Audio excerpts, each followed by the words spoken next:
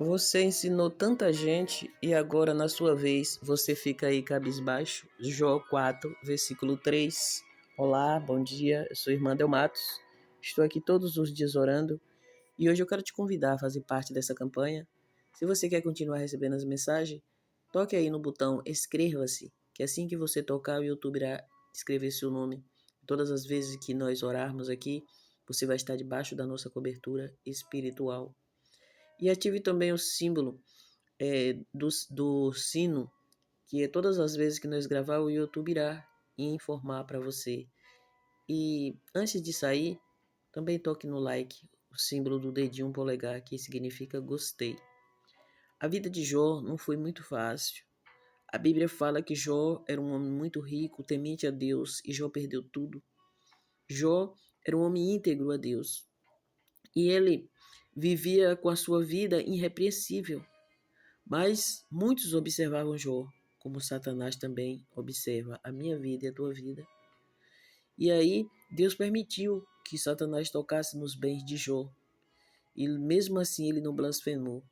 Depois Deus permitiu que Satanás tocasse também no corpo de Jó. Só não permitiu ele tirar a vida de Jó. E quando Jó estava ali no pior momento da sua vida, se coçando o corpo com um caco de telha, Jó estava abandonado pela mulher, por todos, e veio 3 amigos de Jó. Eles se compadeceram do sofrimento de Jó, que eles não tinham palavra. Eles ficaram ali durante vários dias sentados no chão, como Jó estava, com cinza na cabeça, e rasgaram suas vestes juntamente com Jó. Mas após alguns dias, eles começaram a falar com Jó. Ele disse: Jó, é impossível que você não tenha feito alguma coisa para que Deus venha lhe castigar desse jeito. Olha onde foi que você pecou. É impossível você ficar desse jeito, uma pessoa de Deus ficar desse jeito. Não tem como. E começou a reclamar com Jó, e chegou um momento, em Jó 3, versículo 4, que eles falaram: Jó, você ensinou a tanta gente, você fortaleceu tantas pessoas, e agora na sua vez, você fica aí, você não tem fé na sua vez? Cadê a sua fé em Deus? Onde está a sua fé em Deus? E eles começaram a reclamar com Jó pela fraqueza que Jó estava. E os dias de hoje não é diferente.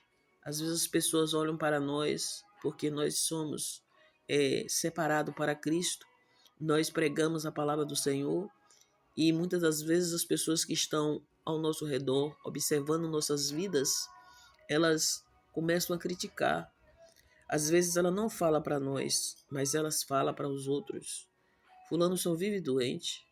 Fulano só vive com a vida assim desse jeito. Como é que ela serve a Deus desse jeito? Que Deus é esse que deixa ela dessa maneira? Eu não quero um Deus desse não. Porque se esse Deus que ela fala tanto não faz nada na vida dela, por que eu vou para esse Deus? Eu não quero não. Eu prefiro ficar no meu copo.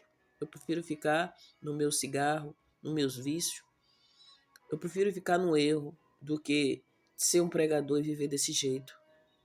Elas falam tanto desse tal Jesus aí, e aí eu não vejo nada na vida deles. Mas a nossa vida, ela está pautada no Senhor.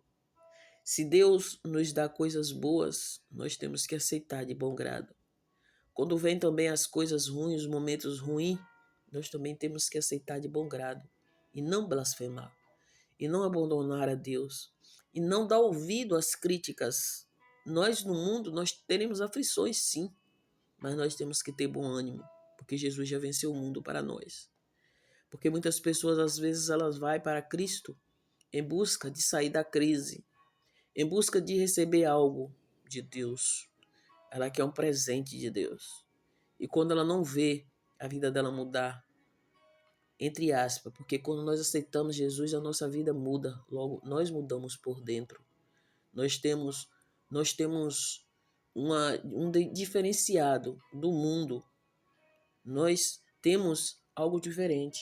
Nós temos uma esperança, nós temos uma certeza, nós temos a calmaria de Deus dentro de nós, a certeza que nós vamos vencer. E temos uma esperança, uma fé, porque fé é aquilo que nós não enxergamos e nós temos certeza. É certeza das coisas que se espera, não da que se vê. E aí o mundo, para nos atrapalhar, para nos confundir, vem com essa conversa de que nós deveríamos estar com a vida totalmente mudada. E muitas pessoas pregam assim, que quando você vai para Cristo, Deus muda a sua vida de uma hora para outra, da água para o vinho na mesma hora. Mas não é dessa maneira. Tem etapas. Tem etapas. Jesus, que era o Filho de Deus, ele foi levado para o deserto para ser tentado. Após ele ter jejuado 40 dias e 40 noites, Jesus foi levado para ser tentado pelo deserto, pelo Satanás. Por que eu e você não podemos ser levados para o deserto para ser testado? Deus testa os teus filhos também. Assim como ele testou o próprio filho dele, ele tinha certeza que o filho dele ia passar por todas as etapas. Mas ele teria que passar por aquelas etapas para nós seguir o exemplo, porque Jesus estava aqui em carne e osso. Jesus não veio como Deus. Ele não veio com poder e glória. Ele se despiu da glória. Ele desceu para aqui. E quando Jesus estava aqui, ele passou por tudo que nós temos que passar, porque ele passou e nós temos que aguentar. Ele levou como exemplo para que nós viéssemos saber que o próprio Filho de Deus passou e venceu. E para ele nos dar força para que nós venhamos passar. Nós podemos passar, só que o nosso cargo ele é mais leve do que aquele que Jesus levou. Porque o dele foi mais pesado, porque ele carregou o fardo da humanidade inteira nas costas. E nós carregamos o nosso. Nós não carregamos o fardo dos outros. Nós carregamos o nosso. E assim, aqueles homens ficaram ali criticando a Jó. Chegou um momento que Deus se irou. E Deus deu a Jó o poder de orar pelos aqueles amigos. Para aqueles amigos não ficarem perturbados, porque estava criticando o Filho de Deus. Estava criticando ali aquele homem de Deus. Eu digo filho porque nós, como somos separados, somos filho. Porque Deus criou tudo, criou a humanidade. Ele criou e depois nos tornou filho. Nós nos tornamos filho quando nós aceitamos. Porque o mundo fala assim, todos nós somos filhos de Deus. Sim, ele fez a humanidade, ele criou a humanidade. Ele fez cria. Quem cria não é pai. Ele criou. E depois ele separou como filho. Aquele que aceita, ele disse, esse aqui é meu filho. Aí puxou para ele. Aí se o filho disser assim, não, mas eu não quero que você seja meu pai. Eu não quero, não. Ele diz, tá bom. Então você volta a ser criatura. Criatura. Não é filho. Então, quando Deus deu aquele poder para Jó orar pelos amigos, aí Jó se restabeleceu novamente. E ele voltou a ter tudo que ele tinha em dobro. Porque Jó foi abandonado por todos, até pela própria esposa. Os amigos ficaram um tempo do lado dele, depois começou a criticar. Nós temos amigos desse jeito. A humanidade inteira tem amigos desse jeito. Que ele chega, vem, lhe faz uma visita, é o primeiro dia, o terceiro dia. Quando passa um tempo, 2 tempos, quando chega no terceiro tempo, ele começa a falar, peraí, fulano, que Deus é esse que não muda a sua vida? Que Deus é esse que você só vive desse jeito? Mas no momento certo, no momento de Deus, ele vai mudar. Porque tem gente que só quer ficar com Deus na hora que a coisa tá boa. Quando tá tudo bem, sabe aquelas pessoas que só te procuram na hora que você tá bem? Quando você tá bem, você tem vários amigos. Sua casa se enche de amigos. Todo mundo quer ser seu amigo. Todo mundo quer se mostrar que é seu amigo, que é seu parente. Igual Jefité. Jefité foi um homem desprezado. Ele era um homem temente a Deus, mas ele não se via a Deus. Ele tinha temor, mas ele não se via.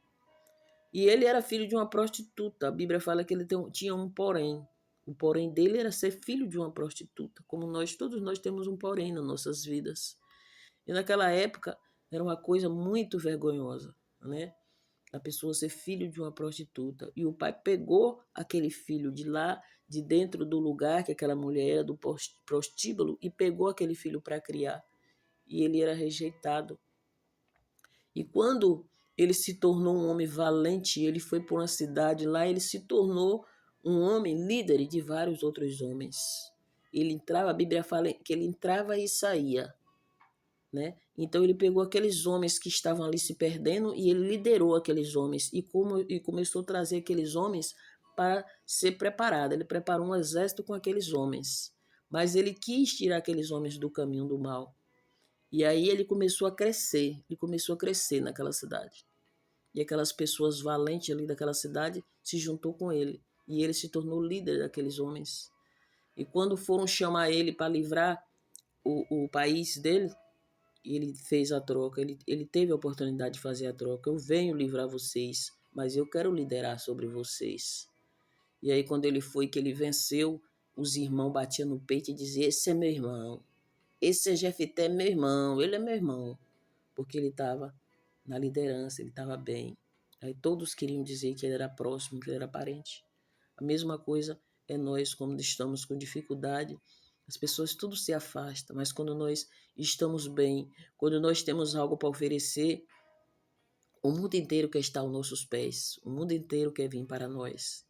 E aí é onde Deus mostra o poder dele na nossa vida.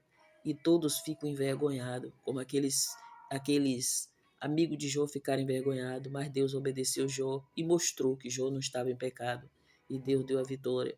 Porque quantos e quantos criticam nós, você fala de Jesus, você fala isso, você fala aquilo e a tua vida está desse jeito. Deixa quieto que numa hora Deus vai ver. Uma hora Deus vai mostrar. Porque Deus, a Bíblia fala que Deus se lembrou de Ana.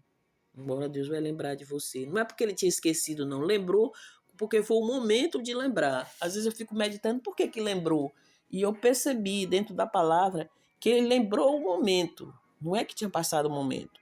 Ele lembrou, hoje é o dia de eu abençoar a Ana. E ele foi lá e abençoou. É assim. Aí ele vai dizer, hoje é o dia de eu abençoar João, Maria, José. Hoje é o dia de eu abençoar Pedro, Paulo, seja lá quem você seja. Hoje é seu dia, Wellington, de eu te abençoar. Hoje é teu dia, Luiz. Hoje é teu dia, Maria, de eu te abençoar. Meu filho, hoje chegou o teu dia e eu me lembrei que é hoje. Não é que ele tem esquecido. Quando chega o dia, Deus lembra. Então, Deus lembra o dia do momento da sua bênção. Pode ser agora, pode ser amanhã, mas não importa. Espera no Senhor, que o mais Ele fará. Oremos. Senhor Deus Todo-Poderoso, é maravilhoso, Pai, quando nós ouvimos o Senhor falar conosco.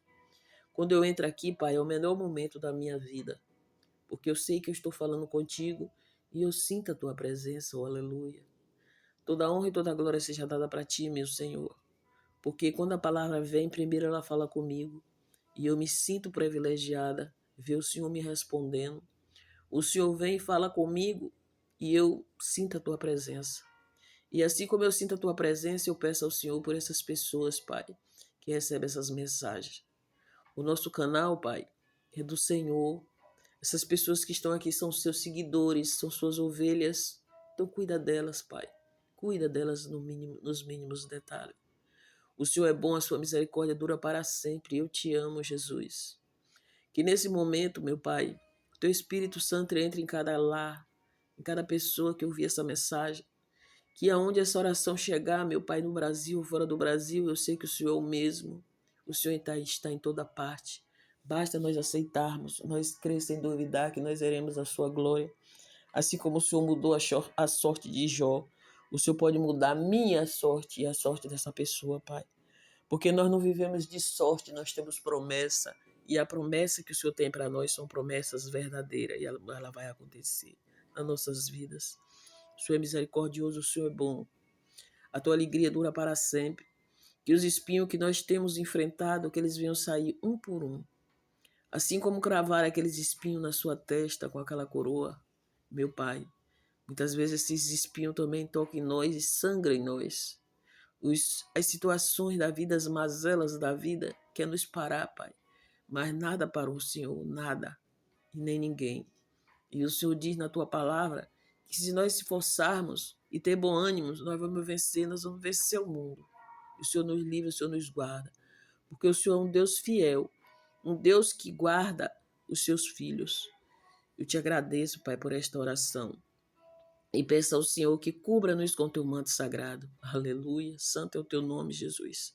Obrigada, Deus. Obrigada pela tua existência. Obrigada pela minha vida. Obrigada por tudo, meu Pai, pelo bem que tem acontecido na minha vida e pelo mal também. Porque muitas vezes, na tristeza, na angústia, nós te buscamos mais. É uma ironia, meu Pai. Por que nós não lhe buscamos na alegria? Nós queremos mais te buscar na angústia, na tristeza, nós se aproximamos mais de ti. E o Senhor conhece, o Senhor sabe que quando estamos no deserto, nós temos mais sede, temos mais necessidade. Por isso o Senhor nos leva para o deserto e o Senhor anda conosco no deserto e faz para nós uma fonte cristalina para nós bebermos essa água. O Senhor é a água da vida, Pai. Obrigada, Pai. Obrigada pela tua existência. Obrigada por ser meu Deus. Obrigada por hoje eu estar aqui falando com o Senhor. Eu, criatura pecadora, estou aqui para agradecer o Senhor. Eu já te agradeço, Pai. Agradeço ao Senhor por todos que estão aqui e apresento eles na certeza da vitória. Apresento a ti os dizimistas, os ofertantes dessa obra, esses que ajudam e esses que vão entrar para ajudar também. Esse que repassa as mensagens. Obrigada, Senhor. Obrigada, meu Rei. Que o Senhor venha nos cobrir com seu manto sagrado. Que esse dia venha ser de paz e alegria, de porta aberta. Em nome de Jesus. Que o Senhor te abençoe e te guarde. Faça resplandecer o brilho do seu rosto sobre ti e te dê paz. Não só hoje e amanhã, mas para todo sempre. Glória a Deus. Antes de sair, não se esqueça de se inscrever no canal e também ative o símbolo de gostei, que é o joinha. Deus é bom, a misericórdia dele dura para sempre. Que a paz do Senhor esteja com todos. Bom dia.